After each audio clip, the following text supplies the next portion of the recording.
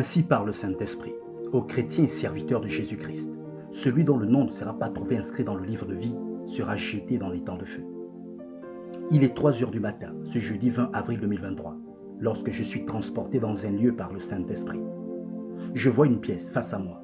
Devant l'entrée, il y a un voile blanc. À l'intérieur, il y a de la lumière et des gens en train de discuter.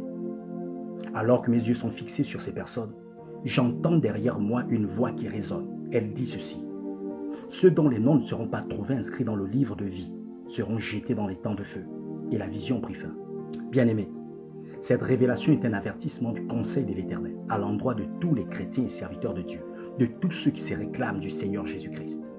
Comme le déclare Apocalypse, chapitre 20, versets 11 à 15, ceux qui n'auront pas leur nom inscrit dans le livre de vie de l'agneau ne seront pas épargnés de la mort éternelle, c'est-à-dire de l'étang de feu qui est réservé pour Satan et ses démons, mais aussi pour les inconvertis et les chrétiens qui ne marchent plus selon la parole du Seigneur.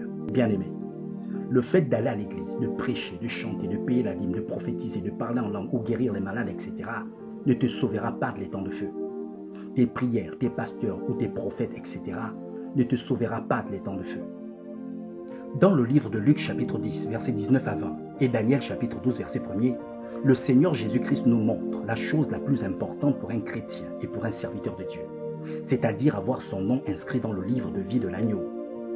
Et dans Exode chapitre 32, versets 32 à 33, Psaume chapitre 69, verset 28 et Apocalypse chapitre 3, verset 5, le Seigneur déclare qu'il peut aussi effacer le nom des chrétiens et des serviteurs de Dieu qui se détournent de ses voies, qui ne marchent plus selon sa parole. Bien-aimé, actuellement tu connais ton état. Tu sais que tu ne marches plus selon les voies du Seigneur Jésus-Christ. Tu pratiques le péché.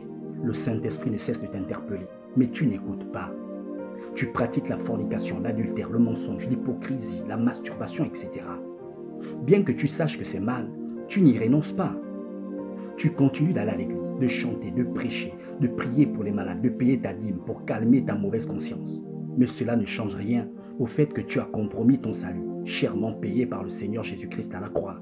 Ainsi donc, que tu sois saint chrétien, responsable de comité ou pasteur, répands-toi, car ton Seigneur est fidèle et juste pour te pardonner et pour te purifier de toute iniquité. Peut-être que ton nom est déjà effacé du livre de vie de l'agneau et que les temps de feu t'y attendent. Peut-être que tu vis tes dernières heures, tes derniers jours, tes derniers mois, mais tu ne le sais pas. Ainsi parle le Seigneur. Si tu reviens à lui par une repentance, une conversion sincère, il agira dans ta vie. Merci de partager ce message à tous les chrétiens et serviteurs de Dieu. Que notre Seigneur Jésus-Christ vous bénisse.